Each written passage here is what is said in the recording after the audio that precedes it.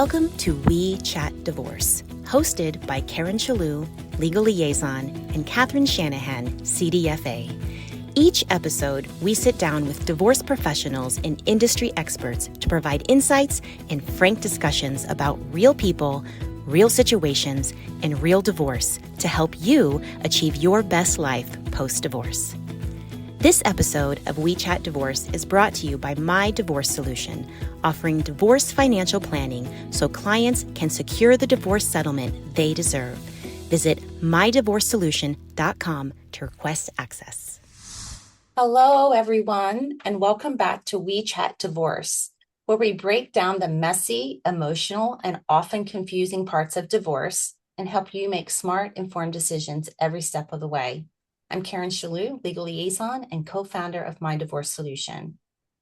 I'm Catherine Shanahan, Divorce Financial Specialist, CDFA, and co-founder of My Divorce Solution. We're here to give you the clarity you need so you can take control of your divorce, especially when it comes to your money and your future. Today is our 200th episode. Can't believe that. No. It's unbelievable. And interestingly enough, this year marks 10 years of My Divorce Solution. Can't believe that either. Where's the time gone? So rather than walk through a single topic the way we usually do, we wanted to step back and talk about the pattern underneath all of it. After 199 episodes and more than 5,000 clients across all 50 states, one thing's become impossible to ignore. The work was really never about divorce. It was always about clarity. So true. Here is something a decade of this work taught us. Most people think divorce begins when someone files the paperwork. We have learned that it often begins years earlier, when transparency disappears, assumptions replace conversations, and two people slowly stop sharing the realities of their financial lives. By the time the paperwork starts, the financial distance is already there. The legal process just makes it visible or more contentious. So most of us, or I'm sure if you haven't heard, you will be hearing about a book getting a lot of attention right now called Strangers. At its heart, it's a story of a marriage where one spouse handled the finances and the other was left almost entirely in the dark. So when the marriage ended, that spouse was left knowing, in their own words, nothing. We're not here to review the book today at all. We bring it up because that situation's not rare. As a matter of fact, it's very common with the work that we do here at My Divorce Solution. And it's not about intelligence.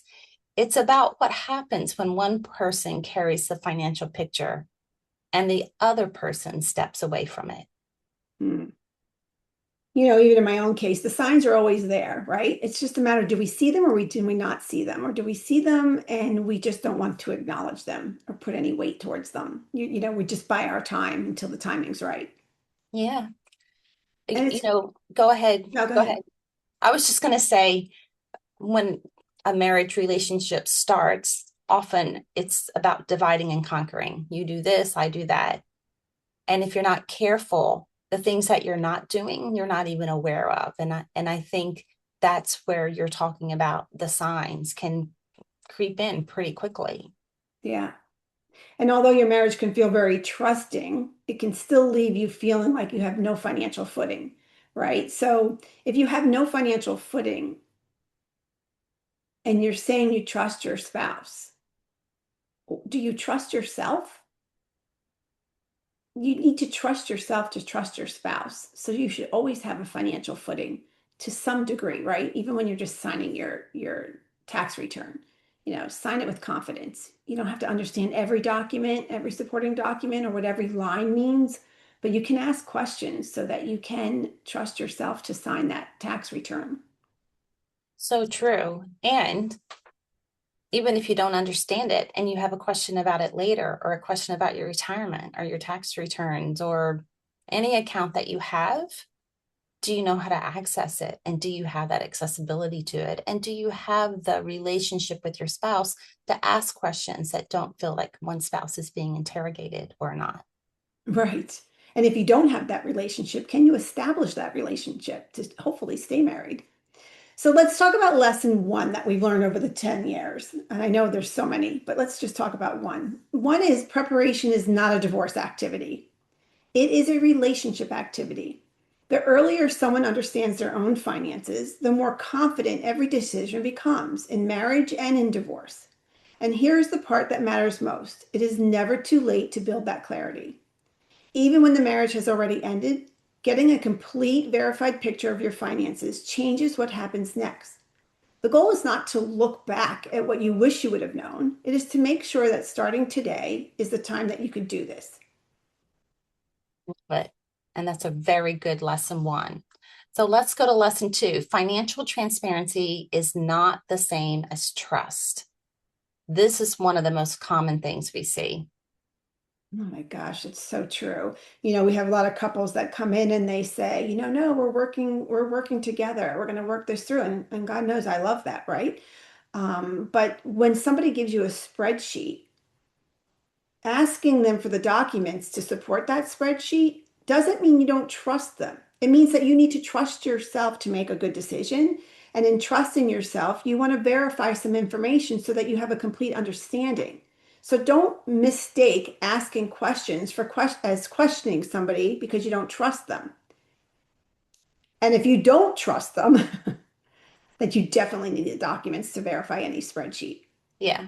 And how often, Catherine, do we hear one spouse or the other because of the way their um, unspoken contract is, oh, that spouse handles everything. And so because I trust that spouse, I don't need to know anything more, Mm-hmm. right? Mm-hmm. So that's actually not trust. It's what we call dependence and exposure. So it doesn't really let anyone off the hook for not knowing. And you might trust your spouse, but really you're getting divorced. So isn't there a little part of you that doesn't trust your spouse? So if there's a little part, or even if there isn't a little part, but again, don't mistake turning trust into your knowing, right? Because divorce the longer it goes out, your divorce, the less trustworthy you'll feel that your spouse is. So while you're trusting them and working together, get as many documents as you can so you can verify any spreadsheet that's going to be pushed in your direction. Yeah. And actually, it can even empower a relationship, even if one spouse is managing all the finances.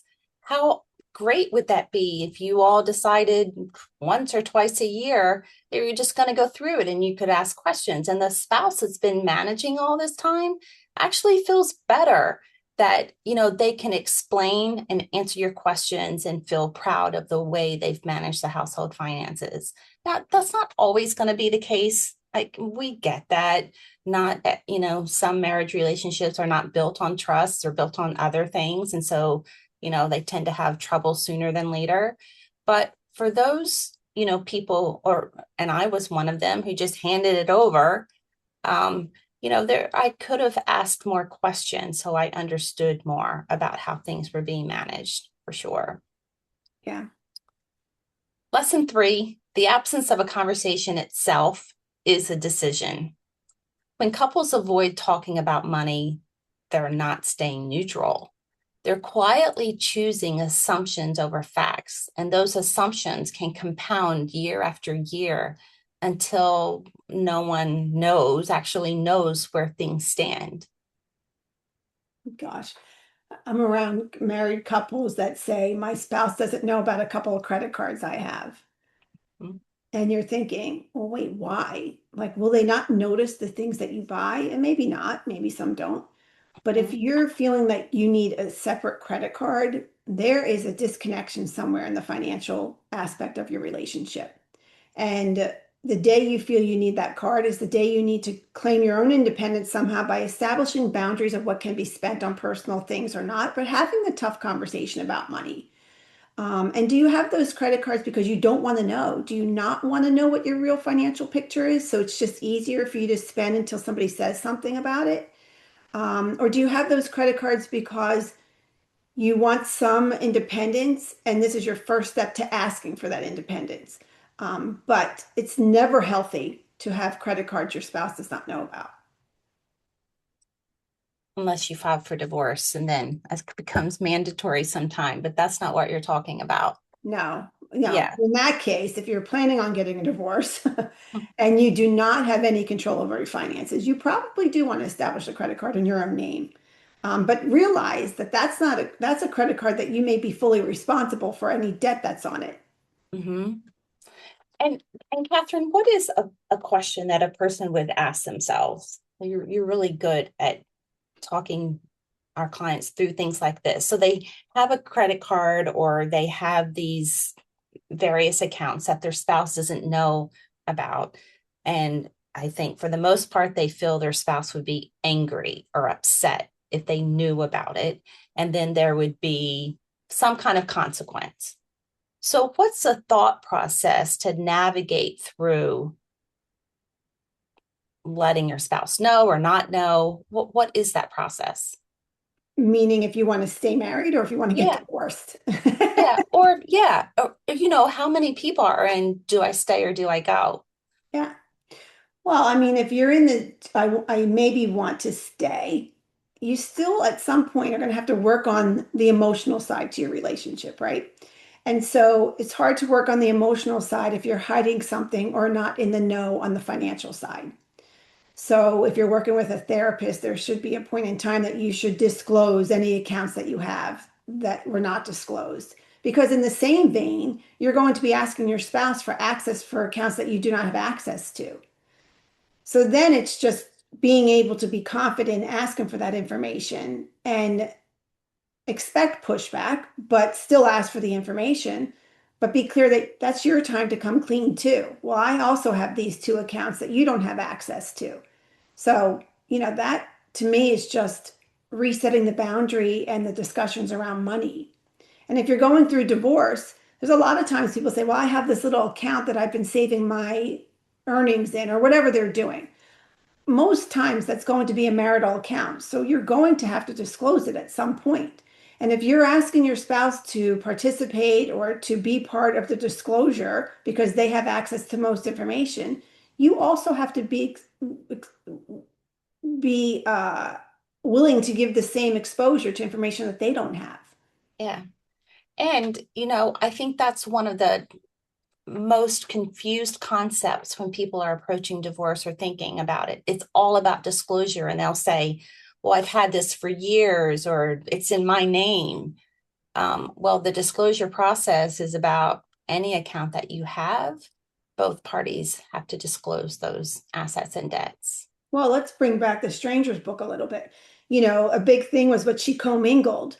So if you're thinking divorce and you're getting an inheritance during this time period, do not put your spouse's name on it. You are commingling that in most cases. Now, in some states, the growth of that asset could end up being marital, and in other states, the whole asset can be marital. But in most states, do not commingle that money to preserve the large portion of that asset to yourself for yourself. So if you are thinking divorce, yes, there are steps you can take about learning about commingling an asset. Yeah. Or there's also the big word transmutation, too. That's for another day. Mm-hmm. So Mm-hmm. let's go to lesson 4. Documents tell the truth that memory does not. This is the backbone of everything MDS does. That's so true. But also, I'm going to flip that a little bit, Karen, Mhm, because memory also does tell us a lot.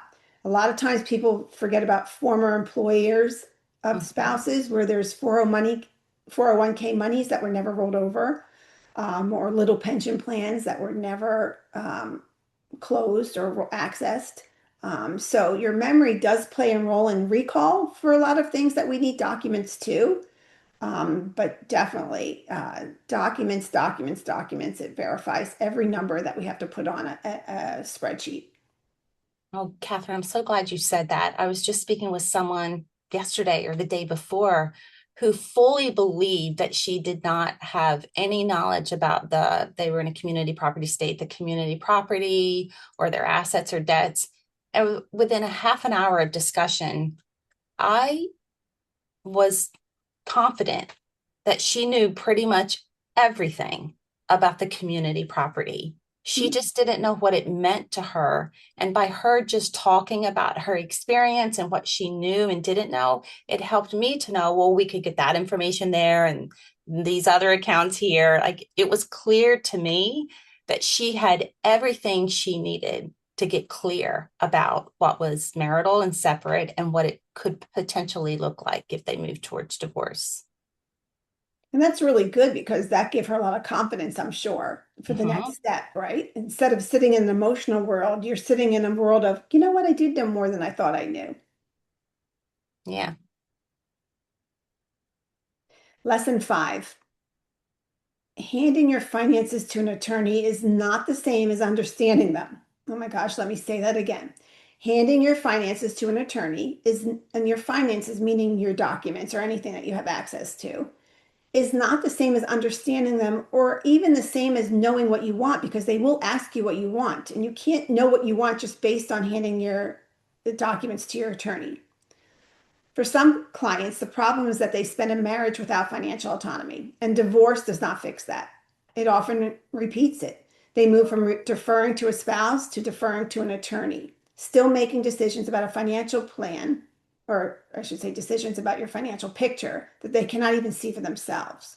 But even clients who are fully in the know get caught by this. An attorney's job is the legal outcome of your case. It is not to show you what the settlement means for your financial success years down the road.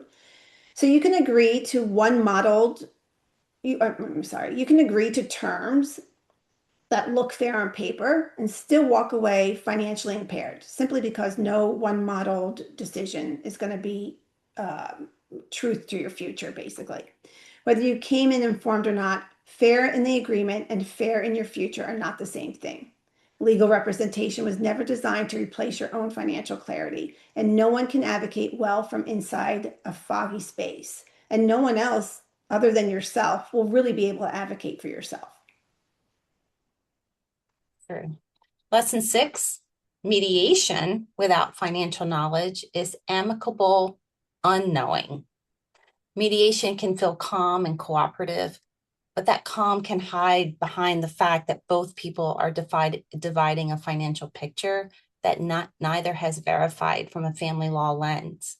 I just received a communication from a client who was working with his spouse, and he was really hoping that they could negotiate a financial settlement now that all the documents were in ahead of trial. This is really his goal. They both didn't want to use attorneys, but in any event, her response was very interesting. She said, "What are you talking about? Mediation is what you do in the beginning of the case, not at the end. It's too late." Yeah. How many people have that mindset? Oh my gosh, and we're all for mediation if you're prepared, right? It's just Yeah. that people are misusing it um, so often than not. I don't understand, and that's why so many people have that buyer's remorse the next morning. Mm-hmm. They don't want to agree to it because they're forced to sign something, and the terms are not completely written out, and they've signed it, and everyone's confused the next day. So again, with mediation, you need to be prepared, or don't go.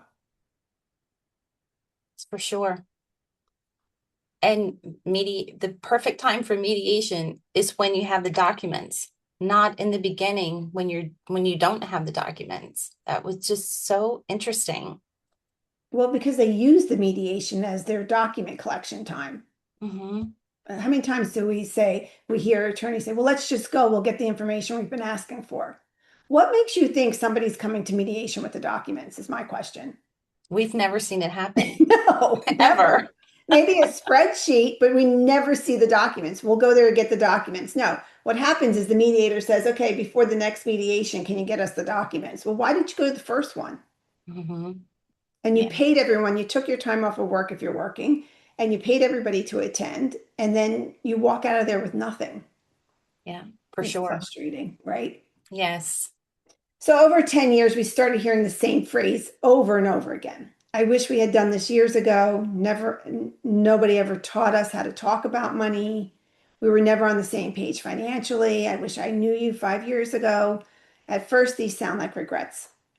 They are really just early warning signs. If any of those sentences sound familiar in your own home right now, that is not a reason for shame. It is a reason to build clarity while you still have the time and the choice to do it together.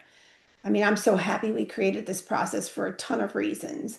And one of them is it's a space where if you're just thinking divorce, you can decide if divorce is the right answer for you and your spouse. A lot of times people get financial clarity and they realize it's just all that they wanted was financial clarity. And then you can go work on your marriage, the emotional side with a therapist. You can always work on the emotions if you have financial strength and courage. So I love it for that reason. And I also love it because it doesn't matter how you start this process. We see so many people wasting tens, if not hundreds of thousands of dollars because they just didn't start right. They didn't have the clarity that they needed financially. They didn't do the work before going to get that attorney if they had the chance to do that. And we've created that space that you can do that. And I'm really proud of those two things, among many others, but those are the two that stand out for me. Absolutely. And people going through divorce definitely benefit from there. Mm-hmm. So here's where 10 years leaves us. Everything we have described is preventable. The same clarity framework that helps someone through a divorce can help two people stay genuinely known to each other long before any crises. Financial transparency is not a one-time event for the worst day of your life. It is a practice. And when both people understand the finances, and especially if you understand the finances, the relationship is healthier and more equal, whatever the future holds for you. Getting divorced, staying together, creating a separation agreement or a postnuptial agreement, the options are there, but you need the clarity first. And so that is the real lesson of these 10 years. Clarity built early changes the story. Let me say that again. Clarity built early changes the story. That's so true. So thank you for joining us today on the We Chat Divorce podcast. If this episode gave you clarity or a new question to consider, please pass it along to someone who needs to hear it. You can learn more about us at mydivorcesolution.com. Till next time, remember clarity is your power. Make your decisions with confidence, with verified information, and the right people in your corner. Thanks for joining us on another episode of We Chat Divorce. We hope this episode was informative and supportive on your divorce journey. If you're looking for more support for navigating divorce with confidence and clarity, head over to mydivorcesolution.com for more podcast episodes, divorce events, and resources for your divorce. We'll see you back here for our next episode.